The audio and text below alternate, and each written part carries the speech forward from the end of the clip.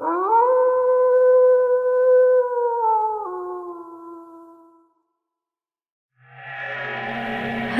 people, and welcome to Horror Flakes Chinbut Horror Stories. आज की कहानी हमें शाज़िया ने भेजी है, जो कि उनकी आप बीती है. आइए ये कहानी शाज़िया की ही ज़बानी सुनते हैं. अस्सलामुअलैकुम, मेरा नाम शाज़िया है और मैं एक हाउस वाइफ हूँ. ये वाक़या आज से चंद साल पहले का है. उस वक्त मेरी बेटी 3 साल की थी. मेरे हस्बैंड आउट ऑफ कंट्री में जॉब करते थे, तो मैं अपनी सास ससुर के साथ नाज़माबाद 4 नंबर पर रहती थी. जिस घर में हम पहले रहा करते थे वो एरिया मेरे हस्बैंड को पसंद नहीं था. उन्होंने पाकिस्तान आते ही नए घर की तलाश शुरू कर दी थी. बड़ी मुश्किल से नाज़माबाद नंबर 4 में ही एक घर पसंद आया. वो घर काफ़ी बड़ा था, हम जैसी छोटी सी फैमिली के लिए. मगर मेरे हस्बैंड को वो घर इतना पसंद आया कि उन्होंने किसी को भी दिखाए बग़ैर वो घर परचेज़ कर लिया. मैंने जब वो घर देखा तो मुझे उस वक्त कुछ अजीब सी नेगेटिव फीलिंग्स आई. वो घर बहुत पुराना था, उसकी दरो दीवार बहुत ख़राब थी. उस घर में बड़े बड़े पुराने दरख्त मौजूद थे. जब मैं पहली दफ़ा उस घर में दाखिल हुई तो वहाँ मौजूद इमली के दरख्त से मुझे दिन के वक्त भी हैबत आ रही थी. मैंने अपने हस्बैंड को घर फाइनल करने से बहुत मना किया, मगर वो मेरी एक ना माने. मैंने उनको समझाया कि फिर वो इस घर को किसी बुज़ुर्ग बाबा को ही दिखा दे, किसी आलिम से ही मशवरा कर ले, मगर वो मेरी फिर भी ना माने. वो तब तक ऐसी किसी भी बात पे यकीन ही नहीं रखते थे. खैर, उस घर में बहुत काम था क्योंकि वो घर काफ़ी अरसे से बंद था. रंग और रोगन करवा कर हमें वहाँ शिफ्ट होना था. घर के काम जैसे ही फाइनल हुए मेरे हस्बैंड को फ़ौरन ही उनकी जॉब की तरफ से कॉल आ गई, जिसकी वजह से उन्हें वापस जाना पड़ा. इनके जाने के कुछ दिन बाद हम लोग उस घर में शिफ्ट हो गए. शुरू के दिन में तो कुछ ख़ास नहीं हुआ, पर कुछ दिन बाद मैंने एक बात महसूस की कि मेरी बेटी एक ख़ास टाइम पर उठ जाती है और बहुत रोती है. जब तक फजर नहीं हो जाती उसका रोना बंद नहीं होता. मेरा कमरा जो काफ़ी बड़ा था, उसके एक कोने में इशारा करती रहती और रोती रहती. मैं उसको बहुत बहलाने की कोशिश करती, पर वो अपने वक्त पर ही चुप होती और फिर सो जाती. मैंने कई बार उसके इशारा करने वाले कोने पर देखा, मगर मुझे कुछ दिखाई नहीं दिया और ना ही कुछ महसूस हुआ. इमली का वो दरख्त मेरे कमरे के बिल्कुल साथ था. उसकी शाखें मेरे कमरे की खिड़की तक आती थीं. बहरहाल कुछ दिन इसी तरह से गुजरे. मैंने इन बातों का जिक्र अपनी सास से भी किया. कहा, बच्चे ऐसा ही करते हैं, तुम दिल में वहम ना लाओ, थोड़ी बड़ी होगी तो खुद ही ठीक हो जाएगी. खैर, हम लोग एक दिन पिकनिक पर गए. वहाँ से वापस आए तो सब बहुत थक गए थे. मेरे सास ससुर तो फ़ौरन ही सोने चले गए. मैंने भी अपने थोड़े बहुत काम निपटाए और सोने लेट गई. थकन की वजह से मुझे भी फ़ौरन ही नींद आ गई. कुछ देर ही गुजरी थी कि मेरी आँख किसी आवाज़ की वजह से खुली. मैंने فوراً اٹھتے ہی اپنی بیٹی کی طرف دیکھا تو وہ تو بے خبر سو رہی تھی۔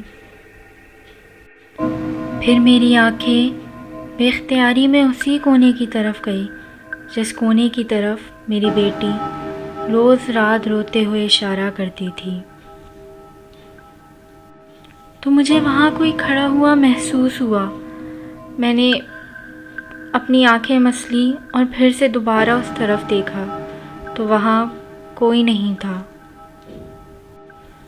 مجھے ڈر کا احساس ہونے لگا کہ ابھی تو کوئی کھڑا تھا اور اب کوئی نہیں ہے، اور کوئی تھا تو کون تھا اور کہاں غائب ہو گیا؟ میں ڈرتے ڈرتے بیڈ سے اٹھی اور کمرے کی لائٹ کھولی۔ کمرے کے چاروں طرف دیکھا پر وہاں کوئی نہیں تھا۔ کمرہ بھی لاک تھا تو باہر سے کوئی بھی اندر نہیں آ سکتا تھا۔ میں نے خود کو سمجھایا کہ شازیہ تمہیں وہم ہو رہا ہے، یہاں کوئی نہیں ہے۔ میں نے کمرے کی لائٹس آف کی اور دوبارہ بیڈ پر آ کے لیٹ گئی۔ میں نے کچھ دعائیں پڑھی اور اپنی بیٹی کے اوپر دم کی۔ پھر دوبارہ تھکن کی وجہ سے میری آنکھ لگ گئی۔ مجھے سوئے ہوئے کچھ لمحے ہی گزرے ہوں گے کہ میری آنکھ پھر سے کسی آواز کی وجہ سے کھل گئی۔ اب کی بار جو میں نے دیکھا اس نے تو مانو میری جان ہی نکال دی تھی۔ وہ بالکل کالی سی پرچھائی تھی، جیسے کوئی کالا جبہ پہنا ہو۔ ہاتھ پیر چہرہ سب کچھ کالا، بس صرف آنکھیں لال۔ اور وہ اپنے ہاتھ پیروں کے بل کبھی ایک طرف جاتا تو کبھی دوسری طرف، جیسے کوئی کالا کتا کمرے میں ادھر سے ادھر ٹہل رہا ہو۔ کچھ دیر تک تو مجھے اپنی آنکھوں پر یقین ہی نہیں آ رہا تھا۔ وہ جو بھی تھا اسے یقیناً یہ نہیں پتا تھا کہ میں اسے دیکھ رہی ہوں۔ میں سانس بھی دھیرے دھیرے لے رہی تھی کہ کہیں اس کا دھیان میری طرف نہ ہو جائے۔ مجھے اپنی اتنی فکر نہیں تھی جتنی اپنی بیٹی کی تھی۔ ڈر نے مجھے جکڑا ہوا تھا۔ میں چاہ کر بھی کچھ نہیں کر پا رہی تھی اور نہ ہی کوئی دعا پڑھ پا رہی تھی۔ آخر کار میں نے بہت مشکل سے دل ہی دل میں دعائیں پڑھنا شروع کر دی، مگر اب میری برداشت ختم ہو گئی تھی اور میں زور سے چیخی تو میری آنکھوں کے سامنے وہ چیز کھڑکی کی طرف گئی اور غائب ہو گئی۔ اس کے بعد میں نے اپنے کمرے کی لائٹس کھولی اور وہ رات پوری جاگ کر گزاری۔ اس رات اس کے بعد کچھ بھی نہیں ہوا۔ دوسرے دن صبح میں نے رات کی ساری باتیں اپنے ساس سسر کو بتائیں تو وہ بھی پریشان ہو گئے۔ اسی دن میرے سسر کسی بابا کو گھر لے کر آئے تو ہم نے ان کو ساری باتیں بتائیں۔ ان بابا نے سارا گھر دیکھ کر کہا کہ یہ املی کا درخت آپ لوگ کٹوا دیں، اس پر آج سیب کا بسیرا ہے۔ تو میرے سسر نے ایسا ہی کیا اور کچھ مزدوروں کو بلا کر وہ درخت کٹوا دیا، مگر شاید ان بابا کو بھی ان جنات کی طاقت کا اندازہ نہیں ہوا تھا، یا شاید وہ کوئی ڈھونگی تھے۔ میری باتیں سن کر شاید انہوں نے ویسے ہی کہہ دیا کہ آپ اس املی کے درخت کو کٹوا دیں۔ بہرحال اللہ بہتر جانتا ہے، مگر اس درخت کو کٹوا کر ہم نے اپنے لیے مشکلات کو بڑھا لیا تھا۔ شروع کے کچھ دن تو کچھ نہیں ہوا، ہمیں لگا کہ اب سب ٹھیک ہو گیا ہے، پر پھر اچانک ہی ہمیں رات میں کسی کے رونے کی آوازیں آنا شروع ہو گئی۔ کبھی ایک کمرے سے تو کبھی دوسرے کمرے سے، پر دیکھنے پر کوئی نظر نہیں آتا۔ وہ ساری آوازیں میں نے اور میرے ساس سسر ہم تینوں نے سنی۔ کبھی لگتا کہ کمرے میں بہت سارے لوگ جمع ہیں، تو کبھی کوئی دروازہ کھٹکھٹاتا، پر دیکھنے پر کوئی نظر نہیں آتا۔ آخرکار معاملے کی سنگینی کو دیکھتے ہوئے میرے سسر نے کال پر ساری باتیں میرے ہسبینڈ کو بتائیں۔ وہ بھی پریشان ہو گئے اور اگلے ہفتے ہی چھٹی لے کر پاکستان آنے کا فیصلہ کیا۔ میرے ہسبینڈ جیسے ہی کراچی آئے ان کی طبیعت خراب ہونا شروع ہو گئی۔ شروع میں تو ہمیں لگا کہ شاید سفر کی تھکان ہے یا پھر شاید گھر کے واقعات کی وجہ سے کوئی پریشانی، مگر وہ دن بدن بیمار ہوتے چلے گئے۔ ہم گھر کی ٹینشن چھوڑ کر ان کی طبیعت میں لگ گئے۔ وہ کچھ ہی دنوں میں بہت کمزور ہو گئے تھے۔ ایک دن جب میں اپنے کمرے میں گئی تو میرے ہسبینڈ اسی کھڑکی کے سامنے کھڑے تھے جہاں املی کا درخت تھا۔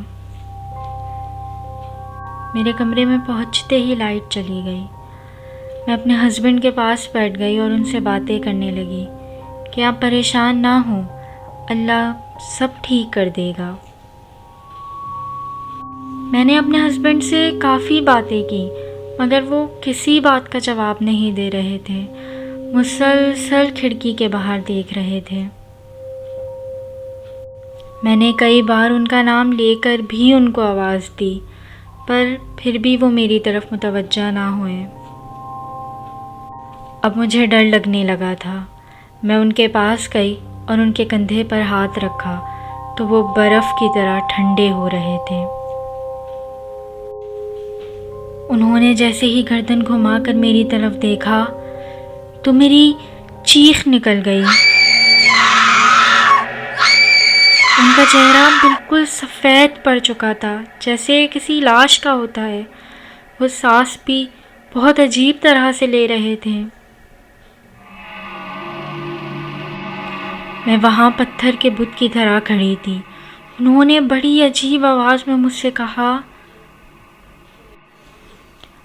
تم لوگوں نے ہمارا گھر برباد کیا، اب ہم تمہارے شوہر کو بھی برباد کر دیں گے۔ یہ کہہ کر وہ بے ہوش ہو گئے۔ جب تک میری چیخ کی آواز سن کر میرے ساس سسر بھی کمرے میں آ گئے۔ میں ویسے ہی ان کی طبیعت کی وجہ سے بہت پریشان تھی، اور یہ سب دیکھنے اور سننے کے بعد میری حالت اور خراب ہو گئی تھی۔ اس کے بعد اس رات ہم سب گھر والے ایک ہی کمرے میں سوئے۔ دوسرے دن میرے سسر نے کئی لوگوں سے مشورہ کیا اور ایک عامل کو گھر لے کر آئے جو ان کاموں میں ماہر تھے۔ انہوں نے پورا گھر دیکھا اور پھر بتانا شروع کیا، جب آپ نے یہ گھر خریدا تھا اس سے پہلے یہ گھر کافی عرصے سے بند تھا، تو اس پورے گھر پر آصیب نے قبضہ کر لیا اور یہ گھر ہمارے ریلوے اسٹیشن کی طرح بن گیا، جہاں جنات آتے ہیں، کچھ دیر رکتے ہیں اور پھر آگے چلے جاتے ہیں۔ پھر جب آپ لوگ یہاں آئے اس وقت تک وہ املی کے درخت تک محدود ہو گئے تھے، اس لیے اس درخت کو کاٹنے سے پہلے انہوں نے کبھی بھی آپ لوگوں کو نقصان نہیں پہنچایا، مگر جب آپ نے اپنی لا علمی میں اس درخت کو کٹوا دیا تو اس اسٹیشن کا جو مالک ہے وہ اب آپ کے گھر کے مالک کے پیچھے پڑ گیا ہے۔ تو بہتر یہی ہے کہ یا تو آپ لوگ اس گھر کو چھوڑ دیں یا پھر اس گھر کو کسی ایسے شخص کے نام کر دیں جو یہاں نہیں رہتا ہو، کیونکہ ان جنات کی طاقت اس املی کے درخت اور اس گھر تک ہی محدود ہے۔ خیر، ہم نے اس گھر کو چھوڑنا ہی بہتر سمجھا اور وہاں سے فوراً ہی شفٹ ہو گئے۔ اس کے بعد ایسا کوئی واقعہ ہمارے ساتھ نہیں ہوا۔ میرے ہسبینڈ بھی اب بالکل ٹھیک ہو گئے ہیں۔ یہ تھا ہمارا واقعہ۔ That story is really scary۔ Shazia, میں امید کرتی ہوں کہ اب آپ سب خیریت سے ہوں گے اور خوشحال ہوں گے۔ تھینک یو سو مچ شازیہ کہ آپ نے اپنی آپ بیتی ہم سب کے ساتھ شیئر کی۔ فرینڈس، ہمیں اس کہانی سے یہ سبق ملتا ہے کہ ہمیں جلد بازی میں کوئی بھی کام نہیں کرنا چاہیے۔ کبھی بھی کوئی بھی پراپرٹی لینے سے پہلے آس پاس کے لوگوں سے اس کے بارے میں معلومات کر لینا ہی ہمیشہ بہتر ہوتا ہے۔